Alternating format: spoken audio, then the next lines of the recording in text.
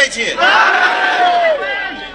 या राज्याची व्यवस्था, या राज्याचं प्रशासन असं झालंय, इथं मटका फुटत नाही पण पेपर रोज फुटताय.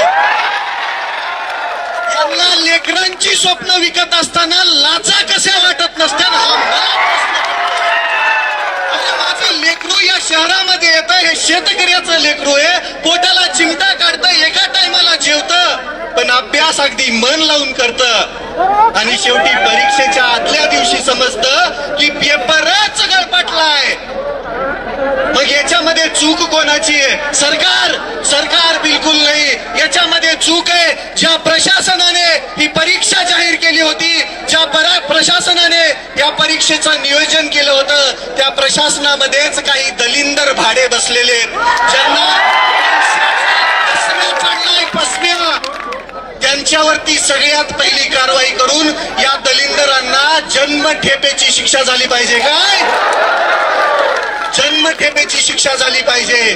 दुसरी विनंती इथल्या सरकारला आहे, इथला प्रत्येक आयोग हा बुजगावणं आहे, बुजगावणं. सरकारचं बुजगावणं. या बुजगावण्यांना बाजूला सारून तुम्हीच काय करा माहितीये का? ते एमपीएससीचा आयोग आहे ना, तो बरखास्त करा, आणि तुम्ही जे पेपर दुसऱ्याला देता का घ्यायला, त्यांनाच द्या की एकदाच. कशाला आमच्या उरावरती बसवले का?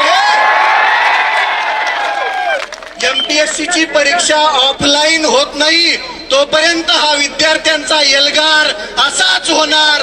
आज आयुक्त आले, उद्या क्रांती चौक असेल,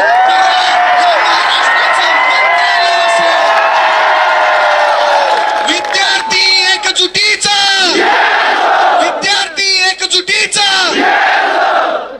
ही आहे क्रांतीची जागा, छत्रपती संभाजीनगर. तुम्ही सर्व एवढ्या ताकदीनं इथं उपस्थित राहिलात. या सरकारच्या मनामध्ये धडकी भरायला वेळ लागणार नाही. ही एकजूट कायम ठेवूया आणि लढूया. जोपर्यंत न्याय भेटत नाही, जोपर्यंत आपला हक्क आपल्याला भेटत नाही. स्टेनोग्राफरची पदं यांनी गोठवली आहेत. त्या लेकरांची मागणी बऱ्याच दिवसापासून आहे.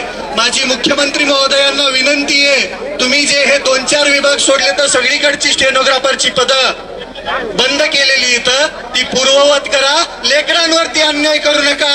एवढं बोलतो, थांबतो. जय हिंद. धन्यवाद. इन्कलाब जिंदाबाद. इन्कलाब.